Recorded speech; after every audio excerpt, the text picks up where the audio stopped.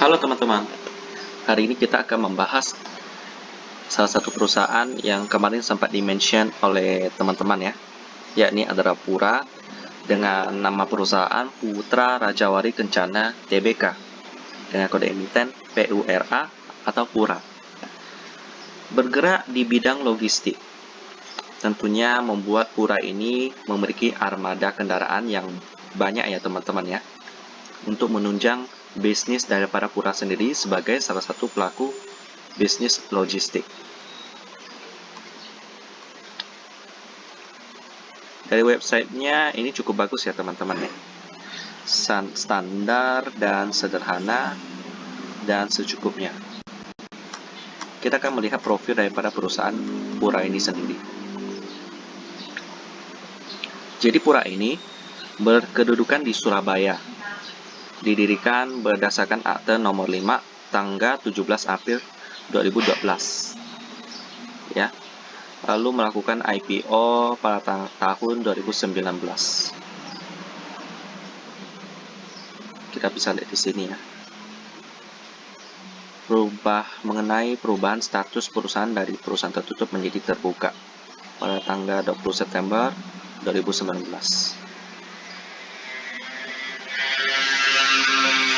Lalu kita bisa lihat di sini strategi bisnis daripada Pura sendiri, yakni yang pertama adalah meningkatkan jumlah armada.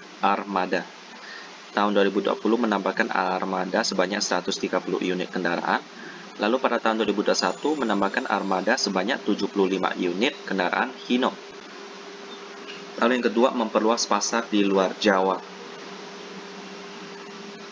Mengacu pada SISLOKNAS, Sistem Logistik Nasional Pemerintah, maka perseroan berinisiatif menjadi mitra strategi pemerintah di dalam pendistribusian dan pengiriman barang melalui tol laut maupun kereta api, di mana kontrol barang tetap dilakukan oleh perseroan melalui multimodal logistik dengan dibantu sistem teknologi yang canggih.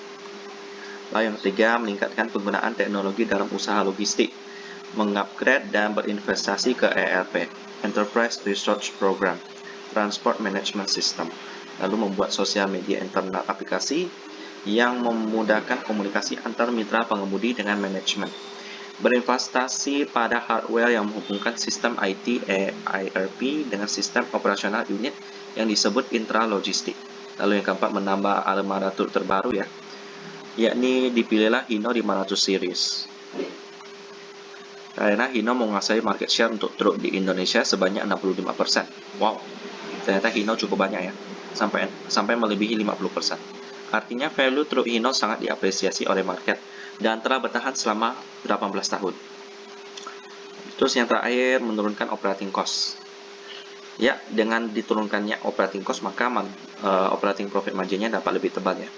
Penambahan unit baru secara berkala dan peremajaan unit akan menurunkan angka kecelakaan dan kerusakan tidak terduga, sehingga dapat memberikan dampak efisiensi biaya yang cukup besar. Ya, inilah rencana masa depan daripada perusahaan dan juga profil dari perusahaan.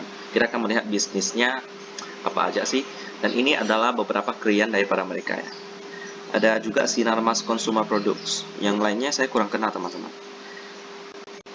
Lalu kita lanjut ke bisnisnya, ya ini adalah bisnis distribusi saja ya, karena memang mereka bidang logistik. Ada yang barang jadi, menunjang pemerintah dalam mendistribusikan barang jadi industri, dan nantinya akan terbentuk infrastruktur yang bagus, maka akan terjadi switching ekonomi daerah, di mana tidak lagi tergantung pada Jakarta dan Jabar, maka Jateng akan juga hidup dengan lahirnya jalur distribusi baru. Industri akan melahirkan barang jadi yang akan dibutuhkan oleh kota-kota yang lebih kecil, distribusi dari kota besar ke kota kecil, di mana ada kota besar akan ada switching, tidak lagi kota besar yang kiblatnya Jakarta. Mungkin nanti kota besar akan lahir di Jateng, bisa Semarang atau Solo. Di Jatim akan lahir kota Gresik, Sidoarjo, dan Surabaya. Amin ya. Terus ada lagi yang komoditasnya. Pura tidak selalu berorientasi kepada market di kota-kota pada umumnya. Kota besar tidak berdasarkan populasi, tetapi berdasarkan banyaknya perindustrian yang tumbuh.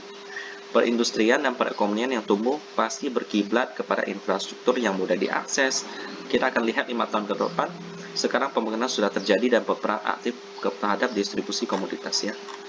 Dan ini adalah bisnis daripada Pura yang bergerak di bidang logistik darat ya teman-teman. Kita melihat bahwa logistik darat itu memang sangat diperlukan teman-teman.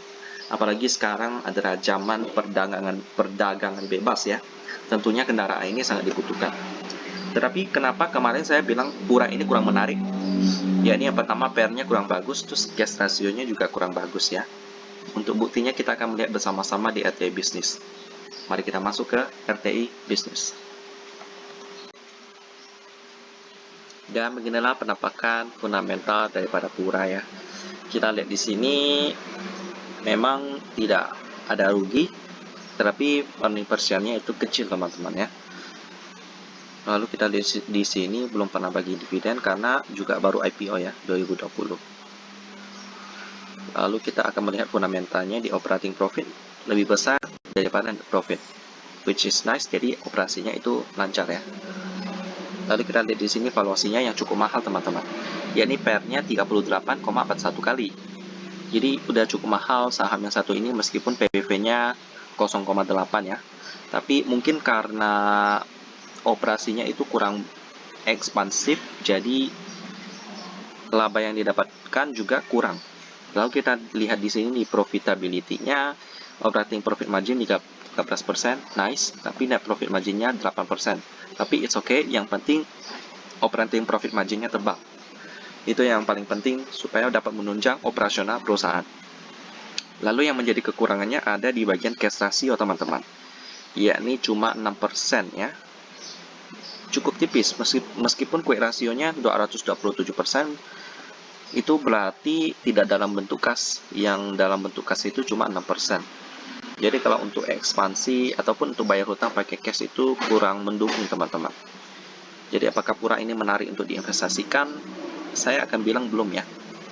Harus tunggu sampai labanya cukup besar dan juga cashnya cukup melimpah supaya kinerja perusahaan yang satu ini lebih kuat teman-teman ya.